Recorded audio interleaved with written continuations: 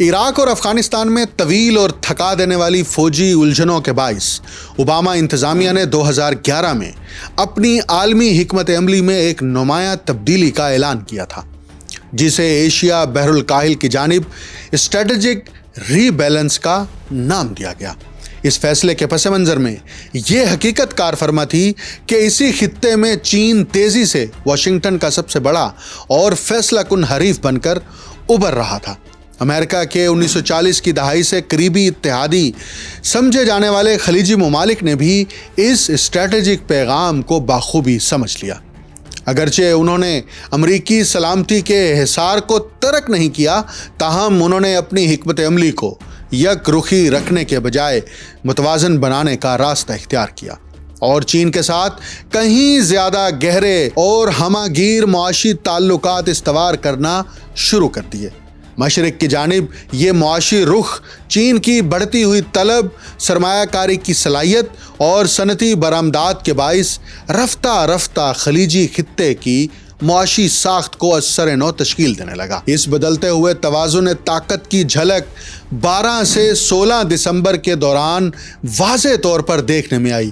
جب عوامی جمہوریہ چین کے وزیر خارجہ وانگ یی نے متحدہ عرب امارات، سعودی عرب اور اردن کا دورہ کیا۔ سرکاری بیانات اور میڈیا رپورٹنگ میں تجارت اور سرمایہ کاری کے فروغ، توانائی کے شعبے میں تعاون اور بیلٹ اینڈ روڈ انیشیٹو سے منسلک منصوبوں کو مرکزی حیثیت دی گئی۔ ریاض میں وانگ یی نے نہ صرف چین اور خلیجی تعاون کونسل کے درمیان طویل عرصے سے زیر التوا آزاد تجارتی معاہدے کو جلد حتمی شکل دینے پر زور دیا، بلکہ چین کو خلیجی ممالک کی ترقی کے لیے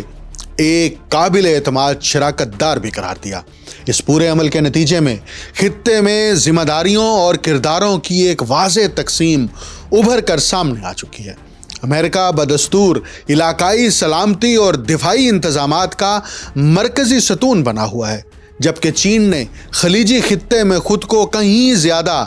گہرائی کے ساتھ معاشی طور پر پیوست کر لیا ہے، ایک بڑے خریدار کے طور پر، خاص طور پر خام تیل کے شعبے میں، اور اوباما دور کے ابتدائی برسوں سے خطے کے سب سے بڑے تجارتی شراکت دار کے طور پر۔